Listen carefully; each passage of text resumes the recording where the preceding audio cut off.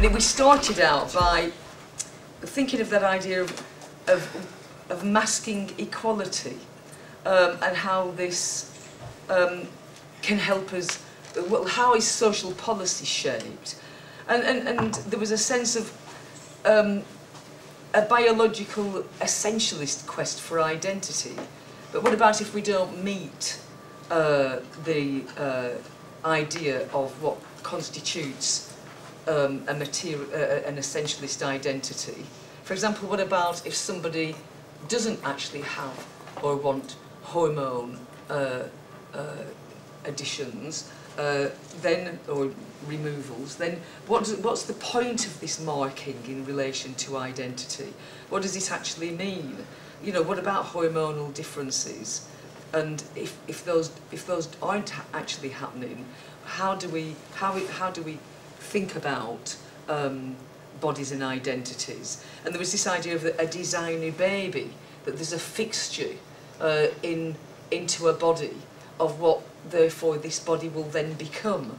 And these were quite disturbing discussions, really, in a way. Actually, I felt like our discussions were quite disturbing, but seemed quite fun at the time, maybe. You know, can we find this idea of a gay gene? And what happens if people stand outside of that? Talking about the gay gene, that somebody may try and find a gay gene, but then other people are not actually falling into this idea of a pattern of what is genetically ordered, and becoming the idea of doing gay or being gay, if this makes any sense, actually. Let me move on to something different. Examples of masculine equality were the idea that maybe somebody could be sacked from a job on the basis that it's a zero contract, for example, but it might mask the fact that they're trans. It's used in that way.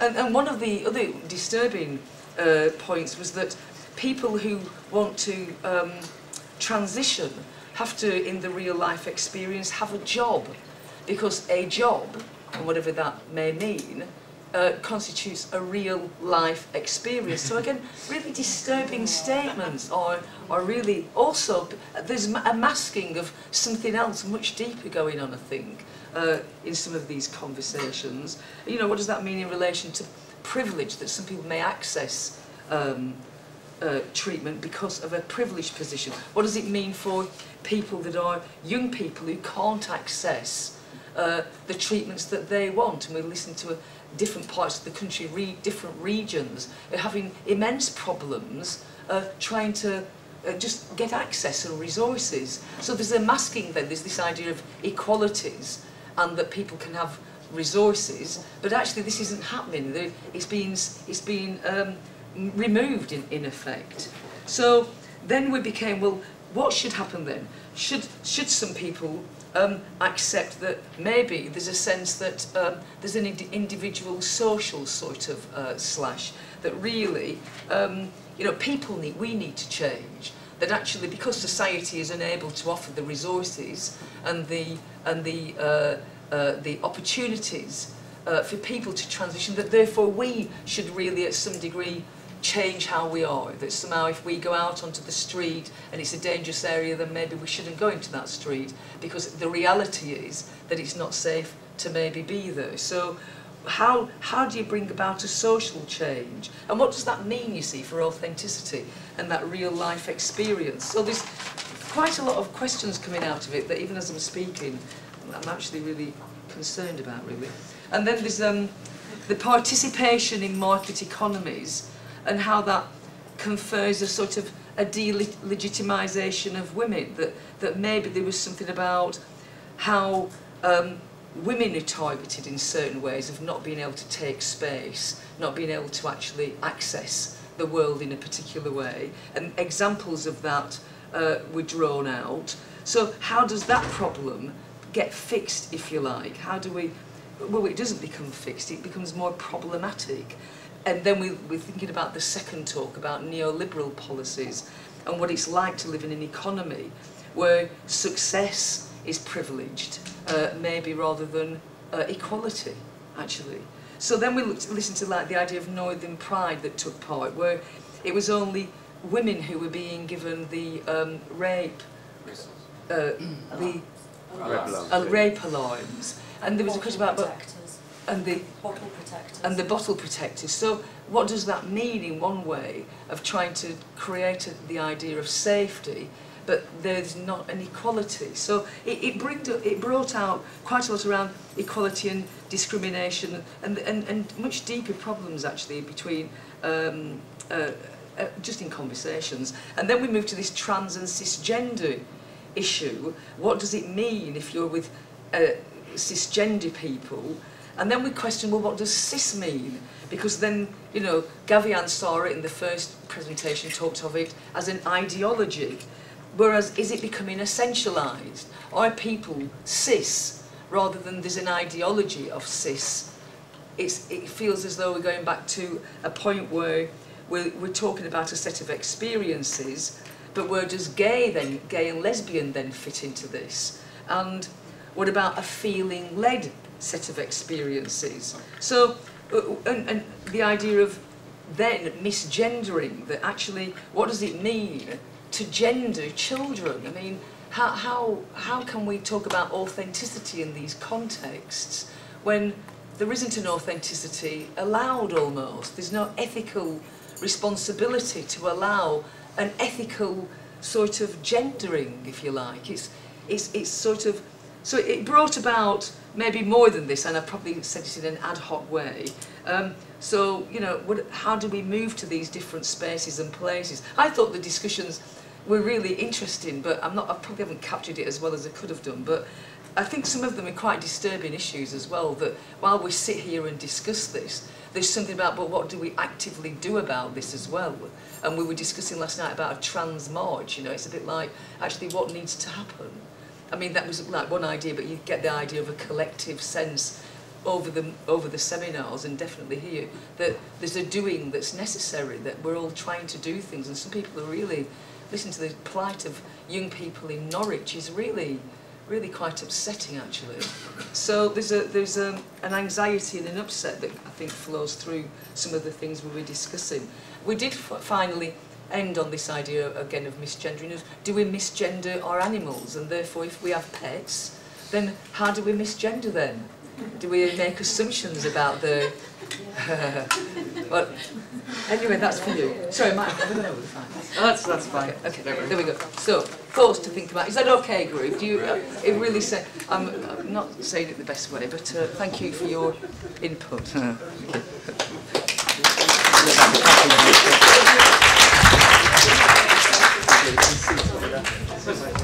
Okay. Oh, you're going to go next. Yeah, first. Yes. It just feels natural. Left to right. Okay. Hello. So we're stuck on animals. I want to start. Someone come and ask me about my cat later. There's a very sad story involving a trans man and permanent misgendering of my cat. Okay. I think that's a good moment to go into something that we started with was the idea that oppression does not necessitate intent. There was a discussion briefly about how both women and men were traditionally oppressed by the idea of the nuclear family, and men are in the more oppressive position in the sense that kind of male privilege.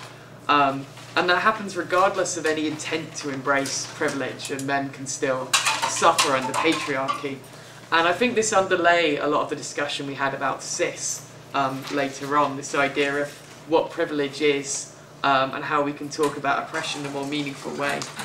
And we also mentioned at the start that neoliberalism contains contradictions in its own interest, so the reification and the different circumstance of normative and non-normative lives. And that's something we return to as well, like who benefits from particular systems, who's in power. So we had an idea of, you know, we started from something that came up in Chrissy's talk. If everyday sexism exists, everyday cissexism exists. And we talked about what could that mean? Because cissexism is, in one hand, as Lindsay was saying, a systematic exclusion of the non-normative gendered modes of being. But cis itself is becoming a more normative terminology through use, but there's not necessarily an agreed definition that we have between us about what it actually means. So the implication that cis is normative can be seen as quite problematic. And cis has its uses. It's useful for the problematizing of non-trans and making non-trans visible. And in some ways, the cis-trans binary pre-existed the language of cis. We talked about the idea of language summoning meaning into being, so perhaps cis is doing that with a pre-existing idea, and maybe it means we can talk about this problem. We talked about an aspect of the problem is the imperative character of dualism. So even if cis is not intended as adversarial, once it becomes part of dualistic thinking, it becomes adversarial. And then this means that we end up using cis and trans to locate individuals in a way that can be damaging or alienating, and places and pigeonholes people. And that distracts from the fact that cis can be useful to explore social processes. So we're thinking, how can we talk about people who don't fit into a cis-trans binary? Can it be more useful to talk about cis and trans as norms and processes than identities and embodiments? Is Julia Serrano's approach of making a distinction between cisgender and cissexual more helpful than just cis? For instance, if someone is transgender and cissexual, if they have a transgendered experience but do not transition physically. We talked a little bit about how this language can be alienating, but how that could be useful. Chrissy suggested a productive use for alienating language in terms of deliberately problematizing. So we revisited the idea of the trans asterisk, which I know is quite heavily contested. Chrissy suggested using that in conjunction with words such as male, so talking about male asterisks, for instance. And that makes any writing really hard to read. It denaturalizes the discourse and means we actually think about what's being said more, rather than assuming that we know what's meant by words like trans or male. So there's potentially a use in this alienation. The asterisk is marking unmarkability. Deborah brought up the idea of how queer theory might inadequately address gender, grappling primarily with sexual experience and the politics of sexuality. And we were wondering how these ideas relate to trans understandings of gender. So we were trying to talk about how we could discuss the related but separate questions raised by queer and trans, and perhaps if we're moving beyond a trans-cis binary, how are we going to find a new paradigm to move on from Kinsey?